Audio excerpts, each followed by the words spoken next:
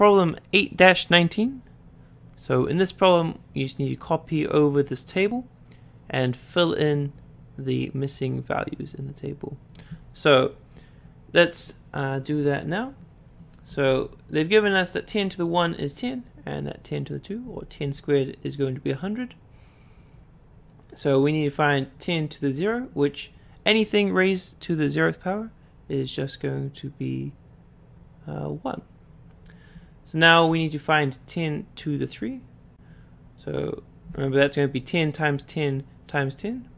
So 10 times 10 is 100, times 10 is going to be 1000. And then we can continue doing this. So 10 to the 4 is just going to be 1000 times another 10. So that's going to be 10,000. And 10 to the 5 is going to be that also times by another 10. So that's going to be 100,000. A lot of zeros. Alright, so that's the first part of this problem.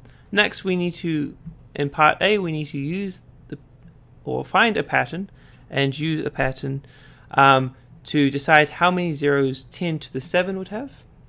So part A is going to be 10 to the 7, and also how many zeros 10 to the 23 would have. Alright, well, if we take a look, 10 to the 0 has 0 zeros. 10 to the 1 has just the 1 0. 10 to the 2 has 2 zeros. 10 to the 3, 3 zeros. You might notice that we're adding a 0 each time. So 10 to the 7, we might expect would have 7 zeros. And 10 to the 23, 23 zeros, based on what we see here. Alright, and then part B to this problem says, how would you tell someone to write 10 to the 50? Do not actually write the number, just write a sentence telling someone how he or she would write it.